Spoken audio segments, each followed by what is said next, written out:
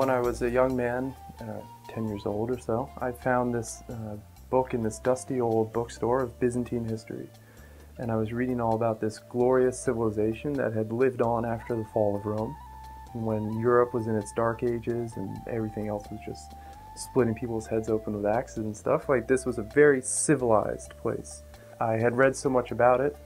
Finally, I had the chance to go there, and it was quite a special experience. The university is very new. I think construction's finished around the millennium, and it's much different than the rest of Istanbul, which can be very crowded. It's an English-speaking university.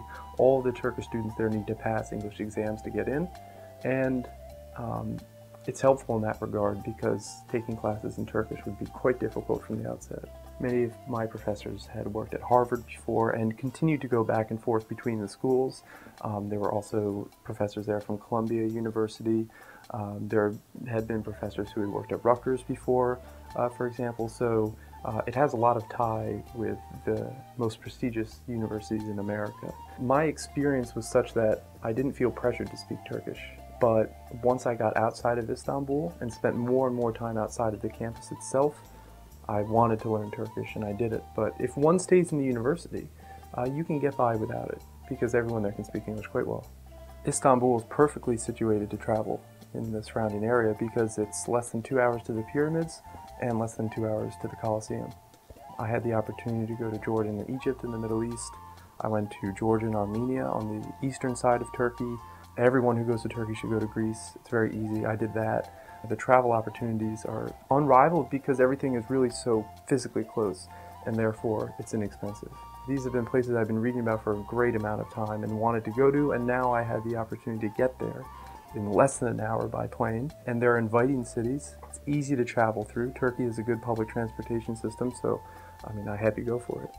And I did it in just about 10 days. The wonderful thing about traveling through Turkey or through the Middle East is that although you might plan to travel alone, you never will.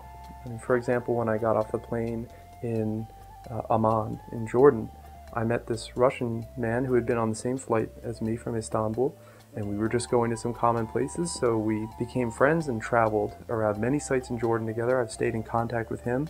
When I was crossing the Sinai, I met these 3 American girls from Chicago, stayed in touch with them. We traveled all the way to Cairo, where I met a bunch of French teachers teaching at the French private school there. And they let me stay in their apartments, and I just had a great time seeing the city with them.